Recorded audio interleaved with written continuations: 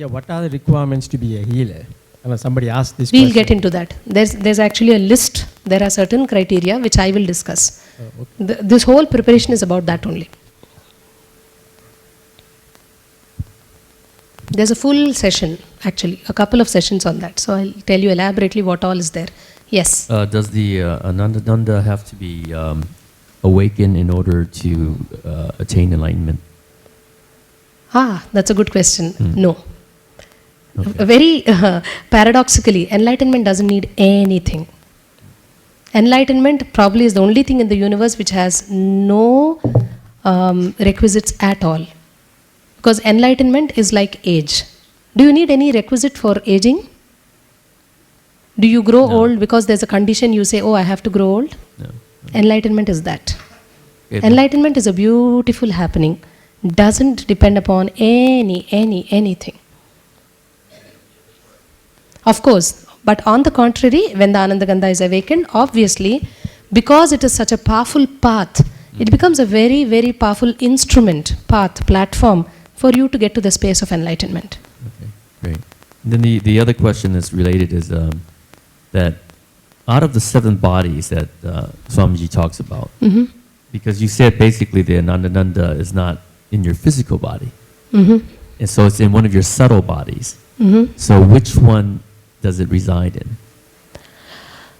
Good question. Again, there is no space that you could say it resides inside of. If you see the 7 bodies, Yes.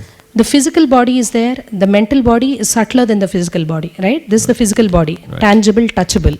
Manas, mental body is little subtle but still tangible. You can feel it, you know it. Then beyond that is what? Of course, after the physical body is your breathing layer. Very tangible, right? I can actually access my breath. You put your finger, you put a thread, you just get in tangible. You can feel it. Little more subtler than that is the manas, the 3rd layer, right? 4th layer is the sukshma sarira. That's the etheric layer, probably subtler than that. And it goes more subtler and more subtler. Causal layer, probably you don't even have access to. And then, of course, the other 2 layers, you can forget about it. Ananda Gandha is like a merging of all of this. So it doesn't reside in any particular one layer. It's like a kind of a collapsing of all of them. You get that? But there is a specific space where you can concentrate, which you will learn Okay. in the process Okay, of this yeah, that was my preparation. next question. Okay, I very know. good. Thank you, So, thank you. Yeah. Yes.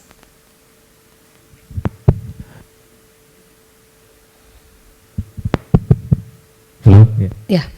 Works.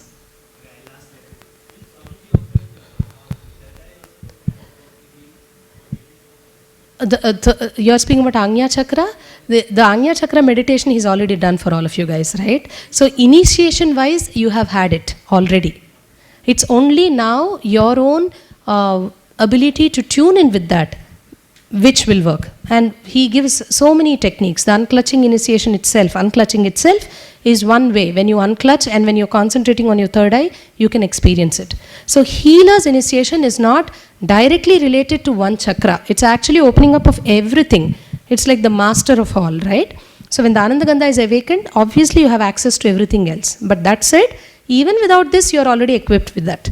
Because you've already had the Agnya Chakra initiation, no? You've had the meditation in the first day itself, no? 2nd day.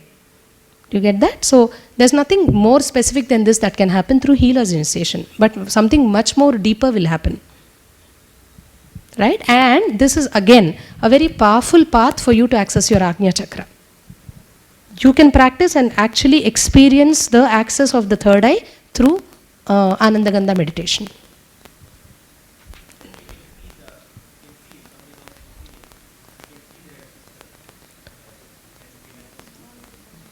If somebody comes for healing, can you see the aura? Things like that is what you're asking. Number 1, there is no you to see anything. Because you are not doing the healing. Who's doing the healing? Only his energy does through you. There is no you. That is what, by the way, primarily happens when you become a healer. I should tell you this. You are absent. So he expresses, and through that, whatever happens, whatever happens.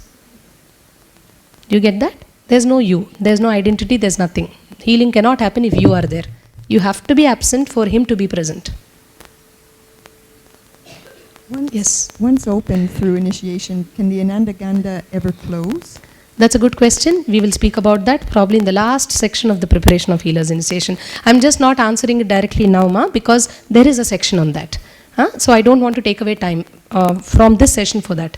Just write it down. If you don't have this answered by Monday evening, ask me. But there's a section. I'll tell you what that is all about. Yes. No more mystical question. This is a physical, practical No, one. no, you see, Yeah, feel free to ask all questions. No. As I said, it's a very interactive session. If the group feels it's not engaging enough, please let us know. We are like one family. At least now we have become, yes. So we should have that flexibility with each other. Never think it is taxing for the person sitting here, because the person sitting here is Swamiji. So that energy will speak. Don't bother about this. But if you are getting disturbed by, why so many questions, anything like that, feel free to bring it up so that we can work it around. So these 2 days are exclusively for this. So please ask any kind of question. It's actually a contribution to the whole group when you ask a question, even mystical. This is a practical one. It's about food. It's about? Food, Mhm. food, your diet. Mhm. A friend of mine who had taken the healer's initiation says that you have to do the Vedic diet. We will go to that. There's a huge section on food alone. So just wait for that. It'll come Okay. probably later today. There's a huge section. We'll speak about that. Because, I understand. it's a problem. I understand. Before you get into the initiation, you will have all your questions answered, especially related to food and other habits that we have. I will speak about that. Yeah. So how do we know that the Anandagandha or any chakra is awakened? Like what are the feelings you get physically? How do we physically know it? Other than the improved health and all, is there anything that we would be knowing? Is there any sensation which you would be feeling in those chakras or something like that? Point number 1, you need not know. Yeah. Okay. Don't have any significance around knowing it. There's nothing to know there. Okay. It's a happening. See, how do you know that you're aging? How do you know you're growing old? Like that. This is also a natural phenomenon happening. For you, the only thing with which you can walk around is because Swamiji is doing it. He's done it. Once the initiation is done, whether or not you feel any symptoms or so-called experience, it has happened. Okay. Because he has done it. Okay. You I get have what one I'm more saying? He question. does it fully. So he has done it. And I will not give you a guidelines of this can happen, that can happen, because then you will be stuck. Oh, this is Yes. not happening. You understand what I'm saying? Yes, of course. So I will always say, never get into that. It's like a loop which you will find very difficult. I can give you 10 things which will happen, but I choose not to give you, because there may be 1,000 things which can happen, which for me may not happen. But you will even be close to those possibilities once these 10 things are put in front of you. Like, you will feel light, or you'll this and that. Then if that is not happening, your mind will start its game. Oh, then it's not working for you. Oh, you're not such an advanced seeker. Or, oh, you're such an advanced seeker. Oh, you've become God. None of it matters at the end of it. Okay. Get what I'm saying? So that's why don't bother about that. And I have one more question, which rather is like when you answered her question, her question earlier, you said everything burns down to ash. Everything there is nothing. Even Swamiji, you're being present here and all, you said that also. Actually, I was in an impression that everything else burns down into an ash, and being with Swamiji remains something above ash. And so I really got confused and scared. So can you please... The truth is the truth. Everything can is you please, insignificant. Can you be a little more elaborate so that I can take it in, or is it like the way it is?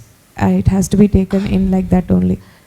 No, I can give you an explanation, but at the end, no amount of words can actually, there's one thing which may not be able to convince you on this. It has to become an internal, for me it's an experience.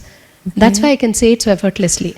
If it may not have been an experience so far for you, it's okay, live with the question. You will see, you will get to that experience. Okay. But the truth still remains the same. Everything, including what the connection you have with him, is going to boil down to ash only. Oh my The only God. thing that remains is the consciousness, Okay. which is beyond that. If you ask me directly, which is that, there is one thing beyond that, which as an experience you will discover, which is not even his frame, not even the connection, not even anything. Everything is that, literally, like really.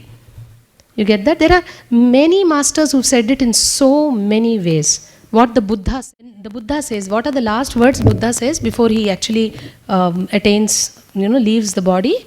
This is what he says, Appo-deepo bhava. Appo-deepo bhava is you are the light unto yourself. So he actually is chopping off the disciples' connection with him, saying, so far, even if you've said master, master, master, Appo-deepo bhava, turn within, turn within. He said that in Sri Ramakrishna's life. Ramakrishna Paramahamsa, we've heard. Anyone who doesn't know him, raise your hand. Ramakrishna Paramahamsa is an enlightened saint, avatar from India again. He had this unwavering, unshakable connection with whom? Devi. Devi, right? Kali. And the Kali is like a 2-foot stone. She's a small stone, a piece of stone which is still there. It's an idol. He used to live with that stone, right? And he was so connected with her energy. There was a point when his guru came. His guru was Totapuri. He came, a master came into his life, and he was learning from that master. And you know what? And Ramakrishna is really like there is no word to describe intensity where he is. Like, oh my God! Like you can't imagine the things that he has done to ensure that he is always remaining in that. In connection with Kali without the trace of ego. I mean, he's an incarnation, there won't be ego is one thing. But the ways he put himself through for that, there's one story which I have goosebumps when I think of that. One of his gurus, lady guru, is talking about egoless state or something to him. And he says, he is continually putting checks on himself. Do I have ego? Do I have ego? Now this will appear gross, like you will say, chi. You will say that, but I would like you to see it in the context of what he did. Just to see that he is one with the cosmos, there is absolutely no other judgment or interpretation for him that exists. You know what he does one day? He actually eats shit. No, really. And that too of a Dalit person, of a untouchable, they were untouchable communities. Somebody goes to the two, Ramakrishna goes and eats it.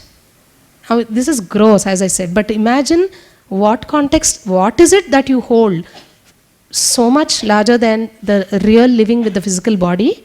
He's still in the physical body. He actually goes and eats it, licks it, just to see, am I feeling Am I feeling any kind of a thing at all?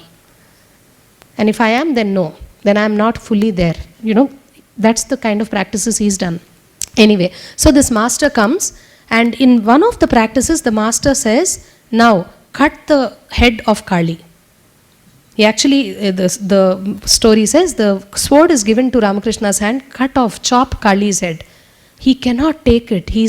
That's one thing he can't do. But he's made to do that. Kali herself appears and says, let go, chop it. And he chops off Devi's head. What does that mean? That means the same thing. There will come a point in the seeker's life where you will be moving away from all forms, all connections, all relations, including the gurus. But however, what is most important and significant is the guru's connection, clutching to the guru's form, is such a beautiful path for me to get to the space of no relationships. You understand? Right now, if I'm clutching to a husband form, that form, chopping one by one is a very difficult task. But when I have done all that and I have only one thing, which is the Guru himself takes me to salvation. The Guru himself or herself, that energy itself takes care of that. Do you get what I am saying? So even though it's confusing, dwell in that and you will see, you will get an answer to that. Yeah, thank you, Ma. And there is one doubt which has been this is not related to the healer's initiation, so I really wanted to know it. You raised about Agnya Chakra when he asked, and it's not even related to that. You were saying when you are unclutching, you have thoughts, you don't have thoughts, you don't even have thought that you don't have thoughts. Mm-hmm. So the concentration, it has to be kept somewhere on any point, or if I don't concentrate on any point, it's not being stable there. Again, it is being attacked by at least a thought that I don't have thoughts. Mm-hmm. So what should be done? You have to discover it for yourself. Okay. There are 100 ways. So There are 10 ways at least from reaching from here to Bangalore. You stay in Bangalore, right? yes. For each one of us, from this place to your place where you stay, whether it's US, whether it's Australia, Bangalore, Africa, doesn't matter. There'll be at least 10 roads, 10 ways. Which road, which way is for you is what you need to discover. So there is a different way, and each way works for different people. Absolutely, each way works. Each How way much of works. you, how you connect with that, how you practice is what is all that matters. So So whether ultimately- you do a single pointed concentration on one spot, which many masters say, whether you concentrate on the breath like the Buddha says, whether you sit in a space and observe your thoughts like how Swamiji says, all paths are fingers pointing to the moon. There's no one finger which is right or wrong. All of them are pointing to the moon. Ultimately, you have to let go of the finger to get the moon. Yes. Okay. Because the finger is never the moon. Yeah. The finger is a pointer to the moon. The finger is not the moon. Eventually, you have to drop even the finger, even the path, and then you become one with the moon. Okay. But for that, you'll have to use the finger, some finger, you'll have to use it. Okay. So don't give up. That's the only thing we need to get is not to give up. One fails, move to the other. One fails, move to the other. That's why you will see Swamiji's thing is so powerful because he continuously gives new techniques. In the past 1 year, if you see, tell me how many techniques is given. Whether he says sit and visualize you're a tree getting energy, whether he says just go out today and bless all the people around you. He's told at least, I can tell you some 500 techniques in the past 1 year. Yes or no? So many things he tells na in morning satsang. Just keep smiling, he said one day. So he said go bless people, go gift people. Whatever he says is all, he's bringing in more and more and more and more fingers. So that if not one clicks. You understand? So it's a matter of discovery. You have to self-discover what it is for you. Unfortunately, there is no one manual that we can follow. And there is also both. It's such a situation, ironic situation. Done? All these, It's okay, Tom. two questions. Is everybody okay with questions like this? Huh? Or you're politely sitting inside and fuming inside, no, what is this? If that is happening, please feel free to tell. We Yeah, will. Let me know. I'm waiting for the tea to come. Two-part question.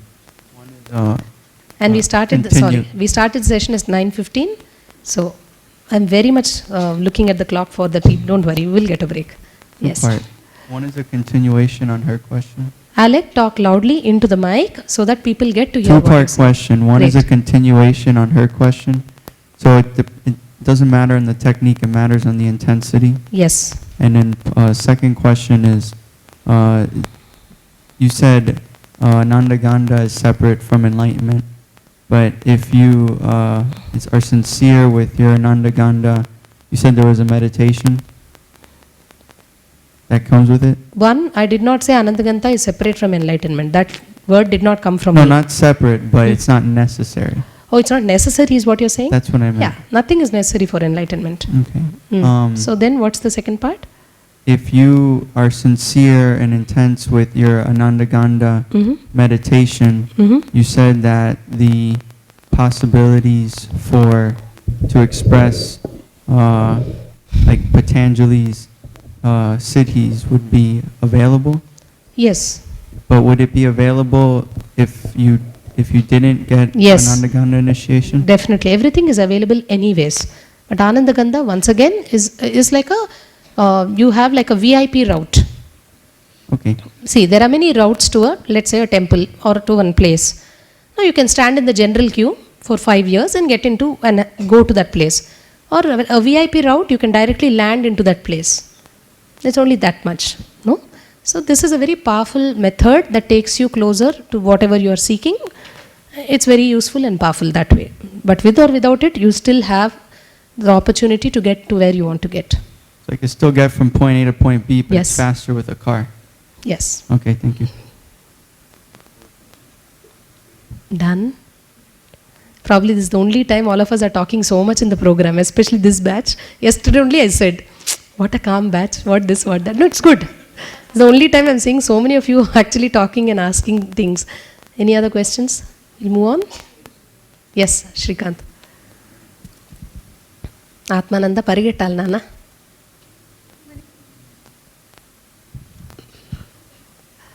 pattern clearing sessions are over and you're getting into a new phase is what you're asking. Pattern clearing sessions are never over. Not just in the next 10 days. Pattern clearing sessions are not over even after you get enlightened. Never think you will be without patterns. As long as you're in a physical body, pattern will exist.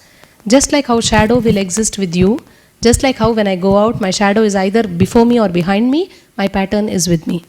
But the game of living enlightenment is to just be aware of the pattern. And then you will use the pattern and the pattern will not use you. So it's both good news and bad news. Bad news, Srikanth, for the rest of your lifetimes, patterns will be bound and will be there. But good news, Srikanth becomes the owner of the pattern. Then it doesn't matter when the pattern is there. It's just like a cloth on my body. I can remove it when I don't want it. Put it on when I want. So that's the good news. Other questions? Ma, here. Aditya ఏం చేస్తున్నావు నాన్న? Mic పట్టుకుని ఎక్కడి నుంచోవాలి మనం? తపస్సు చేస్తున్నావు బాబు వెనక్కి కూర్చుని? Thank you. మర్చిపోయాను, I forgot about him. Thank you. Yes మా. It's not so much a question. Maybe you can enlighten me. There's always a little bit of conflict with my religion or past spiritual practice that is still existing with me today. So it's easy if you're Indian or Hindu, but it's not so easy if you're not. Right. So say something. According to me, it's a very spicy and juicy space to be in. You are not alive if you don't have conflict. There can be current only if the wire is live. You cannot have current passing through a dead wire. Congratulations, you're alive. Conflict is a symbol of life. Live with the conflict, enjoy the conflict, appreciate the conflict, because only conflict can expand you. I personally appreciate suffering and conflict a lot, because the learning you get from a so-called conflict or a so-called episode of suffering, how much you can get from that, you will get far lesser when you are in a space of no conflict. So number one, my take on that would be that. Number two, for you, it's actually a very interesting crossroad, especially given a conflict like a religion, as you say, is such a strong conditioning. You know, food, water, sleep, along with this are the conditions of religion and language which come very, very early in life. So if you're standing on a crossroads of such a conflict, the explosion and expansion opportunity you have is far higher than what I have. Because I don't have conflict at a religion level. You understand? I'm just taking you and me as a comparison. Say I'm born and brought up in a Brahmin community, the same communities which already this is aligned to. You understand what I'm saying? But that much more expansion is available for you with the kind of situation you are dealing with. So I would say it's a huge plus point for you. Yeah, so actually my solution is if I get enlightened, I'll know the answer, you know. That really boils down to That, by the way, is for everything in life, no? So that probably will make you have it quicker than me. Done? Great. Shall we move on? Few more minutes for the tea to come before you get a break. Okay. So, coming back to the main subject, which is Healer's Initiation Program.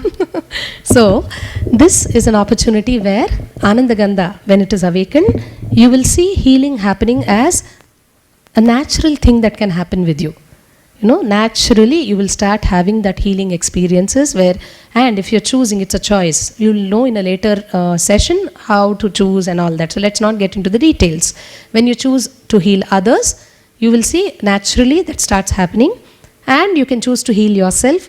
Either ways, you will see healing happening inside you because of this very powerful thing called Anandagandha is awakened inside me. Now, interestingly, as I was saying, many masters have healed people when they were in the body, and when they leave the body also, there are many masters who continue healing. Lot of people I know who connect with Christ consciousness have healing happening to them. Lot of people who connect to Shirdi Sai Baba, even today to Baba connect, get healed. So it's available continuously on the planet. But what is rare is directly a human being transmitting a healing science to another human in the human form. that the energy is, which is Swamiji's human form, transmitting it to my human form, is not available anywhere on the planet. Everywhere else you may have gurus, you may have classes, you may have Reiki, pranic healing, Chinese healing, Tao healing. There are many, many methods. But this is the only science where directly something physically, tangibly is happening by the presence of an energy which is the cosmic energy itself. So it's a very rare and unique happening, right? Now briefly, very interestingly, how this whole thing came into place. Swamiji, as he was asking, how did Swamiji, did he have it when he was there, when he was born? It's a conscious birth, so obviously he had many dimensions already inside him. It only took that much time to express as he was growing. So he was always a healer, healing people, and going around when he touches people get healed and all that. It was not like something special. It was just like how everybody else has 2 hands, 2 ears, 2 eyes. He had healing happening through him, naturally, right? And this many people knew, like in his hometown here, many people knew, and always they all considered him a Swami, someone, they all knew that he is a person who's come for something big, right? His horoscope itself, by the way, says that. The person who drew his horoscope, very old man, elderly man, said that this, like the Buddha's horoscope also says that, said that this person will be a Raja Sannyasi, for Swamiji I'm saying. Means he will be a king of masters. He will lead millions to the light. And he said, I'm retiring from my profession. After drawing this horoscope, I will not touch any other horoscope. He said this. Who? Swamiji is astrologer, family astrologer. And he passed away within the 9 days of drawing the horoscope. It's like drawing the horoscope itself, he attained the ultimate, that man I'm saying. Anyway, so from birth he had all this. And it was so that, he was very famous for his healing many people. Even before the proper Life Bliss Foundation, this mission was formed, one thing he was famous for was for his healing. There were days when Swamiji would sit in small huts, he would sit on a road, he would mostly live in cemeteries, burial grounds, and people will go there for healing. They never recognized or realized he's an enlightened master and all that, but they always knew he had healing power. So everyone would generally go take his healing and all that. So it so happened that this lady, Swamiji's principal, college principal was there. School principal or college principal, he's quite close to this lady. One day she was there with him and they were going to a trip to Sadashiva Brahmendra. He's a great saint and enlightened master and avatar himself. He lived long, long ago, one of the masters in India who walked on this land. His name is Sadashiva Brahmendra. His Jiva Samadhi. Jiva Samadhi is what? It's a place where an enlightened master's body is the whole tomb, if you can't call it a tomb, but lack of better words I'm using that, the space is constructed around the body's master, master's body as it is. There are many live master spaces like that which are known as Jiva Samadhis. So Nerur, there's a place here in Tamil Nadu where this master's Jiva Samadhi is there. And when you go there, you can feel the vibrations. You have a lot of Jiva Samadhis like that. Raghavendra Swami Jiva Samadhi. Many masters' Samadhis are there still. Paramahamsa Yogananda's body, by the way, is still there in the US. Intact, it's there in some place there, right? So like that, there are many masters. He's one of those masters. This master, Sadashiva Brahmendra. So Swamiji was going to have a darshan of his Samadhi. And he was going there, and this lady also was accompanying Swamiji. Now Sadashiva Brahmendra is a master who expressed like extraordinary healing, like a real healing thing which you can't imagine, like that kind of healing, just with a look, just with a touch. Everything and anything can get healed when it's around him. There's a very interesting story. This master happened to be walking one afternoon on a road, and that province, that particular area in that country was being ruled by a Mughal emperor, a Muslim king. Now this Muslim king he's such a tyrant, right? He's like a Hitler, such a dictator. He had rules. When he goes on his horse on the roads of that country, everyone should bow down to him. Like everyone should pay respect and move aside and bow down, fall at his feet and things like that. So one afternoon he was going, everyone was doing this. This master, who's the master? Sadashiva Brahmendra was also on the same road walking. with some 2 of his disciples. Now the master was in great samadhi, ecstasy. He was just merged in that samadhi sthiti. He did not even look at the king who was going across on the horse. Now the king notices this and the king is irritated. So the king slows down the horse so that he can get this man's attention, and the man will bow down to him. So he's making sound, he's slowing down the horse. Nothing is happening. Master is lost in his bliss and nicely walking. The king gets furious. He just takes his sword and chops off the hand. He's walking, right? He just chops off the master's hand and the hand falls down. And the master continues walking. Now the king is shocked. Like, what do you mean? The hand is bleeding, the hand is cut off, fallen on the side, and the master is still in the same state. The king is, it's like such a mad thing that's happening. What's happening here? It's like that, right? So now the disciple picks up the hand, runs behind the master and says, Master, your hand, it's chopped off. So he just looks at it and says, he takes it and does like this, and it comes back to life. It becomes normal. Now the king is really shocked. He jumps off the horse, falls at the master's feet and says, sorry, I mean, you are God. And for the rest of his life, he becomes a disciple. So this is one of the many stories and legends that are there in Sadashiva Brahmendra's life. He is like a healer of healers, like that kind of an energy.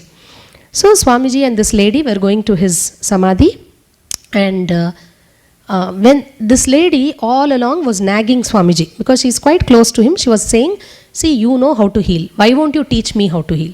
Tell me how I can heal. What is the use only if you are healing? How can I heal others? How can I heal myself? Every time, why will I come to you for healing? Why can't you teach me? Swamiji said, as of now, that science is not yet available to give. And she was like nagging, no, please tell.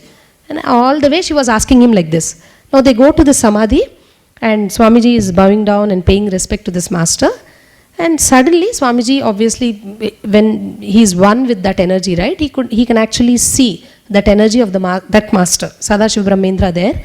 This lady is still saying, teach me how to heal, teach me how to heal. She's like nagging him. And Swamiji can see this person, like he has the vision, darshan of that master. And Swamiji is telling that master, see how she's nagging me. She's telling me to teach her how to heal. What do I do? You only tell me. Now imagine the scene. This lady is looking at Swamiji, and Swamiji is talking to that master. This lady can't see that master. It's like empty space there. You've seen in the movies, like empty space where people disappear and still, you have objects coming out. We have seen at least one movie. So many movies are there like that, right? And as Swamiji is talking, there is a dhruva grass over there, a blade of grass. When Swamiji is having darshan of this master, the master actually hands over this grass blade to Swamiji. Now this lady is seeing a grass coming out of nowhere into Swamiji's hands, like that. But Swamiji has darshan of this master. Are you getting the whole scene? And he receives the grass. Now as the grass is being passed to Swamiji's hand, the whole science of having the healer power available, the healer's initiation available, is just downloaded into Swamiji's system. And then Swamiji looks at her and gives a small piece of that grass and says, now you can heal others. And her Anandagandha is awakened. She is the first healer that Nityananda Dhyanapitham has produced. We have over 5,000 healers now across the world. And the count is increasing with every program like this. Right? So she became the first healer, and it went on. Obviously from there, Swamiji, went ahead and started initiating everyone else also. And it is, there are many stories actually around healing, and of course Swamiji is healing, many stories. But most remarkable stories are, when he was in Erode, he was in one place in Tamil Nadu where he used to heal like this. There was one family, one Dhanashekaran who was there. He is called as Ayya. Now we call him as Ayya, the first disciple couple who had come to Swamiji. This Dhanashekaran was suffering from cancer. 4th stage, pancreas, liver, all the stomach gone. Cancer, and doctors said it's days before he passes off. It's been months that he did not eat food, and he was like literally, in terminal illness kind of a thing. So it so happened that somebody recommended that he comes and visits this young man. Swamiji was all of 22 years old, shaven head, like a small school kid he used to be at that time. They said there's a young man who can heal and he's a master and all that. That man, this Dhanashekaran, this guy, this patient did not believe in any of this. He said, what nonsense you're talking, Swamis, Babas in this age, 21st century we are living and you're talking all this, forget it. But somehow the family, the wife had hope that some way someone will heal him, and they somehow pushed him into the car by force and they brought him. You know, the hut is somewhere. Swamiji used to stay on the river, on a river bank in a hut. There wasn't even a proper path for a car to go somehow. You know, it was quite rugged. So they said it's a risk taking him. So they went and asked Swamiji to come and look at this patient. So Swamiji comes and walks up to the car, opens the door, and this man, this much frame, because of the disease he showed, is lying in the back of the car. And Swamiji goes and puts his hand, and this man opens his eyes to see a young boy, small boy with bald head, and he's wondering, who is this small kid and what is he going to do to heal me? He's already in a doubt. Obviously, you see him, you won't even relate that, oh, this incarnation and all that, right? So he does that, and he said, and Swamiji just said, you are healed, and he walks away. Now it so happens that after a few hours, the car is back to the hut. Now the car is standing in front of the hut. This guy, this patient walks out of the car, walks into the hut, and asks Swamiji, what did you do to me? And Swamiji is looking up. I healed you. I am feeling hungry after so many years. What did you do to me? He is shocked. This is like immediate, okay? And Swamiji is saying, I healed you. What do I do now? I'm hungry. Swamiji said, eat. What do you mean eat? I can't eat. I'm on liquid diet. I have this, I have that. He's like a 4th stage cancer patient. Swamiji said, just eat. And he is not able to believe. So Swamiji said, okay, you sit here. I will get food for you. And obviously Swamiji doesn't have a personal kitchen and all. It's a small 6 by 6 feet hut, right? So he gets food from a dhaba. Dhabas are, by the way, roadside eateries in India. Every half a mile you have dhabas. You have just a stall. Somewhat, don't ask what water they use. Don't ask what they use. They cook it. It's very tasty, by the way. I should tell you that. Anyway. So he brings food from a dhaba. Not like, you know, a sanitized, sterile water, this, that, nothing. On roadside tap water, and God knows what else they mix. This, everything they mix. That's how they make it. In Tamil Nadu, every time you're sweating. So obviously, I think that adds to the taste of the dish. So all that goes into all the human secretions, everything into the food, and the food comes. And is served in front of Dhanashekaran, this guy. And he says, what do you mean? Swami said, just eat. Nothing will happen. You are healed. And it's quite spicy food, right? They make all nice spiced up food you get. In all parts of South India, it's like spicy food only you will get. And this man, who's like a 4th stage terminally ill cancer patient, not eaten for God knows how many months, sits and has a spicy dhaba food from a Tamil Nadu roadside. And nothing happens to him. And this is like, I think probably 10 years back, he still continues eating fully fine even till date. So that was the miraculous, biggest thing that many things have happened, but on record which has come, one of the things is this. So they go back home, they keep coming again and again, now they're connected, the disease also has gone, and Amma, Dhanashekaran's wife, Jamunamma, is really deeply connected with Swamiji. And you know, it starts happening, the bond is developed, and one night, she just gets up at 1 o'clock and says, I have to go. Swami did not have food for 3 days. Now they're quite a little far off from where Swamiji stays. And this Dhanashekaran says, you're mad or what? 1 o'clock in the night you're saying I have to go. Some dream you got. Morning we'll go. Sleep for now. She says, no, I have to go. She gets up, gets ready, just cooks, and they both go. Middle of the night, midnight, they just reach Swamiji. He literally pounces on the food and says, I have not had food for 3 days. I am hungry. Then she says, they finish, and this Dhanashekaran gets up. Okay, come, let's go home.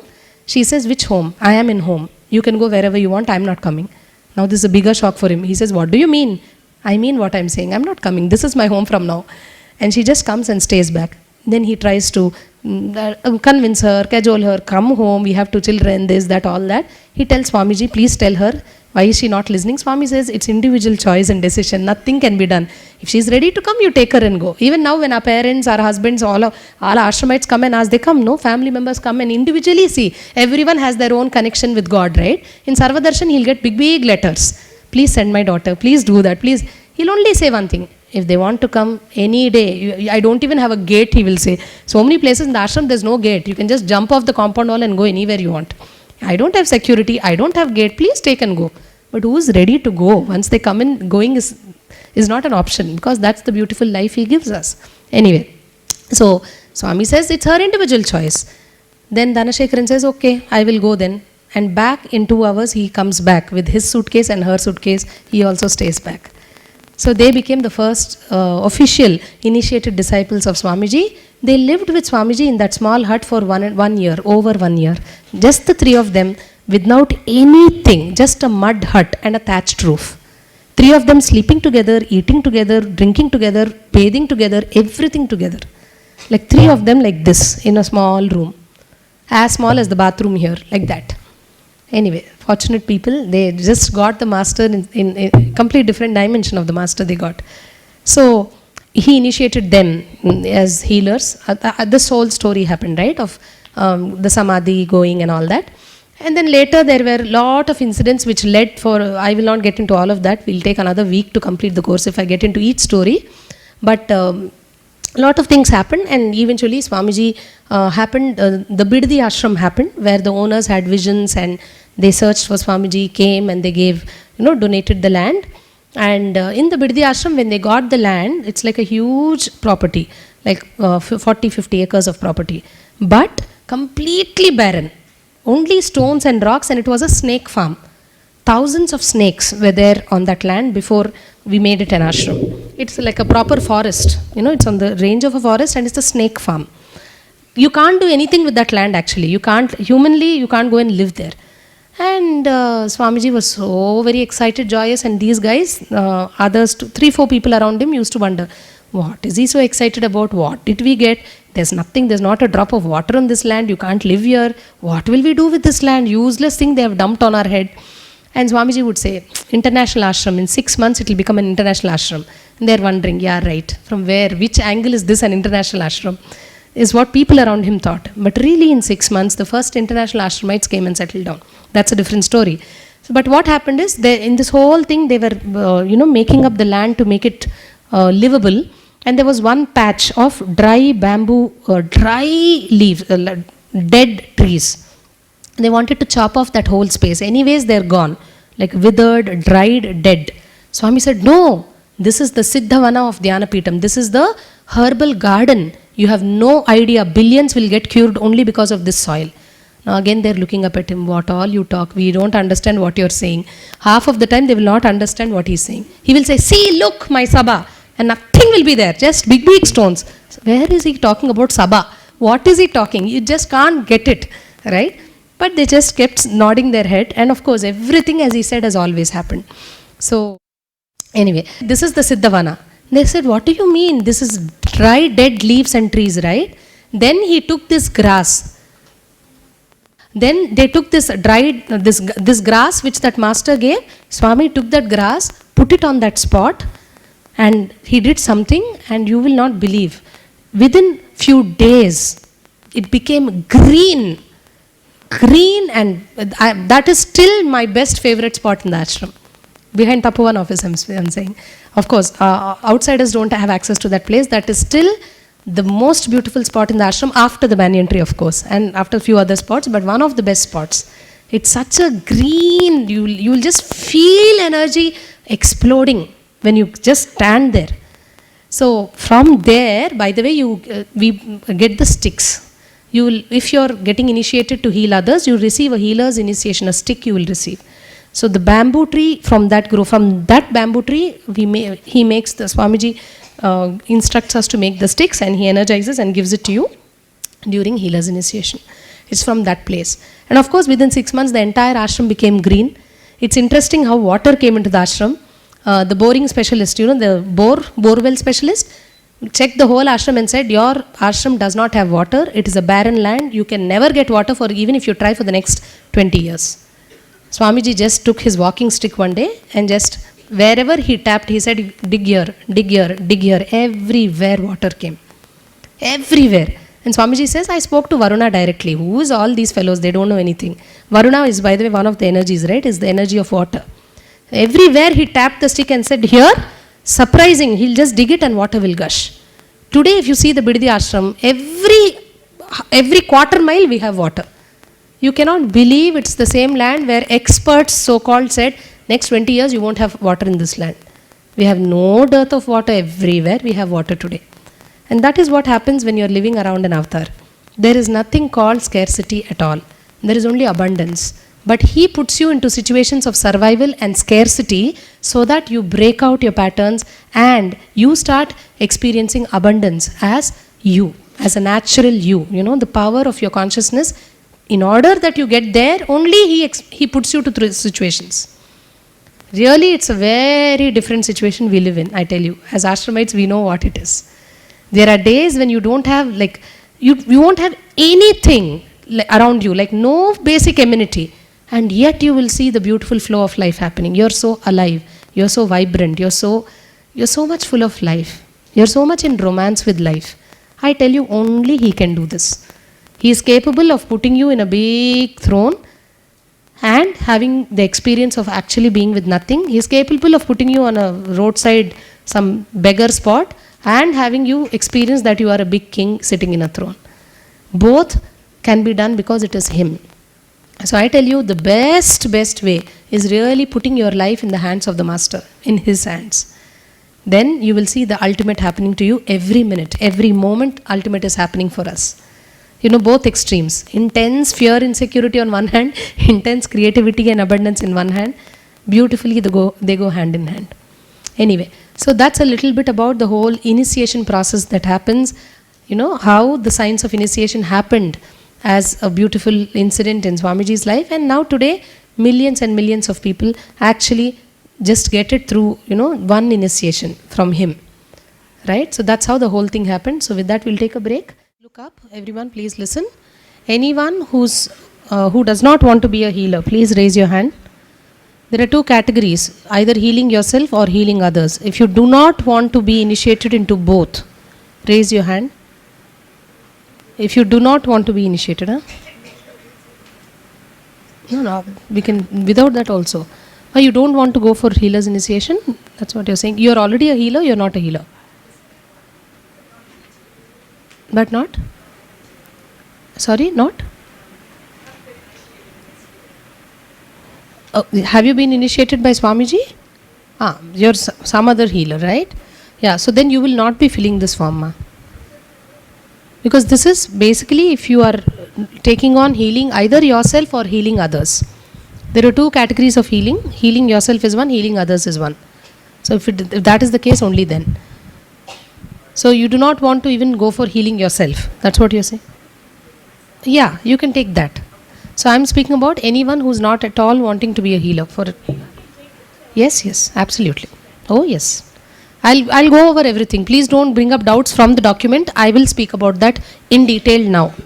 This session is about that. So don't ask questions from the document. If it is not answered, then ask me. If you have any question you think, if it is from the document, we'll talk about it anyways. If not, please ask. I'm already a healer, and I do with people, with countries, places, all sorts of things. What benefit would I get by doing this? See, one thing, Nitya Spiritual Healing Prayer Service complements all other practices that you take. Anything you can practice along with Nitya Spiritual Healing Service. That's the first thing I would like to say. It doesn't, adversely affect any other process that you're doing. So you can do that and you can do this. That's the first thing. Second thing, the biggest thing that you will have is you will have Swamiji's energy continuously flowing in you once you take the healer's initiation. Whether you heal others or not, still, once the Anandagandha chakra is activated, it is like a spiritual umbilical cord connection between him and you. It's like the bridge is established. Officially, spiritually, you will be linked with him all the time. Whether you, pray to him or not, whether you think of him or not, whether you come back and listen to him or not, like to his satsangs or any of that, this connection will not be lost. Unless, of course, if you abuse him. That's a different thing. We'll speak about that a little later. It's that. So I don't know if you can call that as a benefit, but I know that's a space which you cannot get in any other form. Yeah. A space of dwelling, he dwelling inside you. Okay. Because when I do any work, I always surrender to the divine anyway, so... Yeah, it's absolutely optional. Obviously, this is another expression of the same divine energy. Okay. Thank So you. when it is so good, why not have more of it? Okay, thank you. Yeah. Okay, shall we begin the form? Okay. So let's go over the, please look at the loose sheet, Nitya Spiritual Healing Prayer Guidelines. Is everybody reading that? Spiritual Healing Prayer Guidelines, that sheet. Nitya Spiritual Healing Prayer is to be referred only as such at all times and not by any other terms. Means the name of this healing process is, we need to call it as Nitya Spiritual Healing Prayer Service, Healing Prayer. Understand and acknowledge that the practice of Nitya Spiritual Healing Prayer is a religious and spiritual prayer and a meditation service only. It does not involve the diagnosis or treatment of any medical or psychological condition and does not involve the use of any physical intervention or manipulation of the human body. Any benefit that an individual experiences comes from within him or herself based on his or her body's ability to heal on its own. So basically this is more like a disclaimer saying that you are not going to replace your healing service with some process, like it's not like an operation, right? It's not like a surgery. You cannot sit and prescribe medicines to the person just because you happen to be a healer. This healing service is strictly like a prayer. Do we understand? It is not compensating for any medical system or any other kind of medical process for the person who comes to you for healing. Unless of course you're a doctor. If you're a doctor, then as a doctor you can go ahead and give the medicines, do the prescription as per your role as a doctor. But as a spiritual healer, Nitya spiritual healer, all you will be doing is more like a prayer. That we need to understand. It's not a substitute for anything else. Like it doesn't replace medication. You do not hold the right to tell people you can stop medicines now, reduce the dosage now. None of that you will be doing. That's what it wants to clarify. Clear? Next one. So do not make any guarantees, warranties, representations regarding the outcome of Nitya spiritual healing prayer process, and specifically do not claim that the process is in any way diagnoses, treats, heals, cures or prevents any disease, illness, injury or physical or mental condition. So we cannot promise it. We cannot guarantee, oh, you'll definitely be healed, you'll definitely be cured. We can't do that because all that is a legal binding, right? This is like a prayer. It works, I know that. Definitely it will work and you will see that. People will acknowledge it starts working. People will experience the healing happening. But you will not claim either verbally or in a written statement or in any form that and give a guarantee of that this will work. You will be cured and things like that. Is this clear? See, most of this whole form is done by our lawyers in the US. Now in the US, which is a land of like some 10 million laws, where if I sit, there's a law, if I stand, there is a law. And if my neighbor's dog barks and my grandmother in her house dies, I can link both and sue the neighbor for the dog barking. So for such kind of things, you have 10,000 laws. That is the reason you will see many stringent things on this paper. But most of it does not actually apply on principle. We are as I said, it's a legal requirement, so we are following this. Doesn't mean it applies in many countries. So many things don't apply actually. You understand? But one thing, please don't guarantee, and because that gives a room for people to come back and hold you responsible, accountable. They can actually sue you, so please don't use that. The verbiage we use is to be very careful. Always refer that this is a prayer service. Do we get this? Because it's mystical, we cannot guarantee it. But we know it works. That's a different thing altogether. Next point. Do not engage in recommending any changes in current medical services being used by people who come to ask for healing, that is, by others to whom you may provide Nitya spiritual healing prayer services. Do not use the word patient to describe someone who elects to receive your Nitya spiritual healing prayer service. So if somebody is asking you to heal them, you will not call them as patient, you will call them as participant. Clear? People who come are participants for you. They are not referred or called as patients. Is this clear? Because you are not a doctor. You are a spiritual healing prayer. You are doing a spiritual healing prayer service. You are just extending a service. So you will call them as participants. And it has to be chosen by the person who wants to heal. I cannot go and force healing on anyone. The person should be willing to receive healing from me in order for me to heal them. Is this clear? And this is, by the way, as I said, there are two categories in healing. One category is where you choose to heal yourself. Then there is no question of any of this to arise. There is no other person you will be healing. Second category is category, all of you must please listen to this. This is very important and will help you choose your participation in this program. So please do not sleep in this class. Earlier session, many of you dozed off, I didn't wake up because that's a story session, that's still fine. But this is actuals. So let's please listen up to this. Please don't sleep. You just came back from a break. If you're feeling sleepy, wash your face and come. But please sit straight and listen up, please. So, where was I? So yeah, so people have to come and they should be ready to receive healing from you. You cannot go force healing on anyone. There should be a request for healing. Either a person should request healing himself or herself, or if they are in a condition where they cannot do it. Somebody is terminally ill, somebody is in coma. Obviously they can't get up and tell you heal me. You should have the consent of family members for them to receive healing from you. Do we understand this? So that's one of the things. So do not go and force healing on anyone. If they choose to and they ask you, that's when you will heal. Then, if you're a licensed physician or other licensed healthcare practitioner, this is, by the way, only for 1 or 2 people in this room. Most of us are not, right?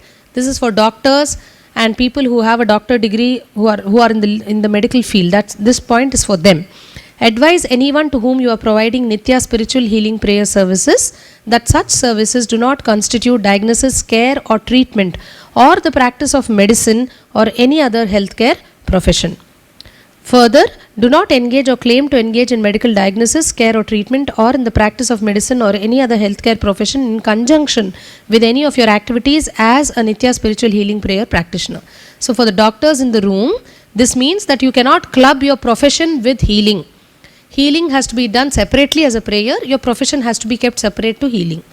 Do we understand? You cannot mix both. While healing, you cannot do diagnosis and speak like a doctor. While healing, you will have to remain as nothing and allow Swamiji's energy to heal the person. And when you are a doctor, you can behave like one and give your professional advice to the person who comes to you. This is only for the doctors in the room. So for most of us, this doesn't apply. Then, collect and maintain a file. This point also, this whole point is for countries where there are such regulations that you need to take a consent form before you touch a person. There are some countries in the world where I cannot touch people. To touch a person, I need a consent form. I need to take their consent. That is where this says collect a file, signed and maintain a file and all. In almost 99% countries, this does not apply. So in a country like most of the country, in India at least, it's like that. So there's no question of taking permission for touching someone. But there are some countries, especially in the Arab and UAE, where there are a lot of restrictions around touching people. In those countries, this clause applies. Is this clear? And I think none of us fall under this realm. So I'll be moving from that point. I won't go to that point because most of us it doesn't apply. And how do you know if it applies to your country? You just need to approach a nearest center. If you're in the United States, just ask the Los Angeles ashram. They will tell you, depending on which place you are in, what rule may apply legally. This definitely doesn't apply to a lot of countries. Then next point, understand and acknowledge that your participation in Nitya spiritual healing prayer program is on a voluntary basis. So you should understand that whenever you're healing as a volunteer. Do you get that? Not as a professional. You're not doing it as a career. You're doing it as a service. All this obviously is if you're healing, choosing to heal others. If you're healing yourself, this doesn't apply. So do not charge or accept any fees for Nitya spiritual healing prayer service you provide to others. So if you choose to heal others, you cannot collect fees for that. Do you get this? It has to be done free. It's a service you're doing. So you cannot charge, you cannot run a business by healing. Okay? Yeah, we'll get into a session. We have one session for the do's and don'ts of a healer. I'll speak more on that then. Next, Nitya spiritual healing service is always offered only by the individual offering the Nitya spiritual healing prayer service, not by Dhyanapeetham or any of its associated organizations. This again is a legal clause. So if legally Dhyanapeetham, nobody can implicate and sue us and because of this come back to us and say you all did this, you all did that kind of a thing. So you should understand as an individual you are representing that energy and you're transmitting it during this service to a person who comes to you for healing. Next point, understand and acknowledge that you as an individual practitioner, you are responsible for any Nitya spiritual healing prayer services you provide. Dhyanapeetham or its associated organizations and Swamiji are not responsible or liable for any consequences, claims or damages, direct or indirect, arising from the Nitya spiritual healing prayer services that you provide to other individuals. This is also like a legal point just to put it on the legal front, that the organization is not associated with any outcomes that may happen because of you healing others. By the way, nothing damaging can happen when you're healing. It is Swamiji only that heals. So it's not that something damaging will happen. It is that, as I said, the US lawyers have framed this, so they've taken care, all points are inserted carefully. It's only as a precaution mode that this has been put there. And then do not provide Nitya spiritual healing prayer services. This, by the way, strictly doesn't apply to any of us in this room. This again is for some countries where there are rules and laws by the country that people who are suffering with disease cannot touch others and things like that. I know none of the people in this room this clause will apply. So do not worry. Even if you are a patient, you can still do it. Here, this is basically saying you will not provide the healing service if you are going through any physical, mental, psychological condition or disorder. As I said, this is for countries where even touching is forbidden. And I know none of us belong to those countries. So this is also only from a legal standpoint, doesn't apply for most of us, doesn't apply for our country laws. Okay? Next point, if you become aware that an individual who has requested your Nitya spiritual healing prayer services appears to suffer from a mental disorder, do not provide Nitya spiritual prayer services and recommend that he or she seek attention from an appropriate licensed healthcare practitioner or mental healthcare provider. This, by the way, is basically for certain conditions where even touching the person is a risk. You will have to apply something called CS. What is CS? Common sense. You should always ml common sense liquid, the syrup with you. Always use common sense. If a person is hysteric like a kind of a psychological disorder where they're ready to kill someone, don't go with your healing compassionate hand, put the hand on them and get killed. That's all this means. If you know that they are suffering from conditions which can be a risk, first always send them to emergency care. They have to be referred to a healthcare practitioner first, obviously, makes sense, and only then will you do the prayer. If you see an accident, somebody is fallen on the road, head broken, don't sit and heal them on the road. What will you do instead? Please rush them to an emergency care unit first. Get them the first aid first, and then if they are alive, you can do the healing. But instead, if they are bleeding from the head and you're sitting and healing, you will be a direct doorway to their death because you have delayed the care to be reaching them. Do you understand this? So such things, situational basis things, you will have to take a call depending on the situation. Remember, you are only doing a prayer. It is not a medical diagnosis or a treatment or a surgery. Many a times it's, by the way, more effective than that. But that said, we'll have to use common sense depending on various situations. Clear? That's what this point says. Then, Dhyanapitam reserves the right to make amendments or changes to the Nitya spiritual healing prayer guidelines from time to time. The practitioners shall adhere and follow all guidelines and procedures set forth and amended from time to time, including any request to stop serving as a Nitya spiritual healing prayer practitioner in the future. It is the practitioner's responsibility to update himself or herself in any changes to the guidelines and processes. This is also to tell you that basically any changes can be made to this whole process, and of course we will let you know. Though it says it's your responsibility, we'll reach out if there is any updates, either on the website or we'll email you. Somehow we'll let you know. Usually there are never any changes because there's no question of change. It's Swamiji's energy working through you. As I said, it's a standard legal document. That's why it has so many points to it. So this is the gist of the whole guidelines. This paper is for you. The loose sheet is for you. You can keep it with you. Any questions on this? Any questions on this? Okay. We'll move to the next part. Now please take out your pen. All of you are on this page which says Healers Initiation Program. Yes, you have a question. Wait for the mic. It's coming. If you're doing some form of natural medicine and without telling them, could you practice by radiating Swamiji's energy? Like keep it to myself, not say anything? No, I understand what you're saying. Obviously, when you are in Swamiji's remembrance, you're automatically falling in tune with Swamiji's energy, right? That will happen, and that's bound to happen naturally as a natural part of you that will get radiated. That's one thing. But specifically, do not get any purpose or context called healing where you are unless you've not taken permission from the other person. Yeah, like I wouldn't tell them I'm performing the prayer. No. But it's If just, it's always flowing through me. if it's always flowing, then obviously there's nothing to tell, right? That's not, there is no intention you have. Yeah. It's happening as if you're breathing. Yeah. So that doesn't need anything. Okay.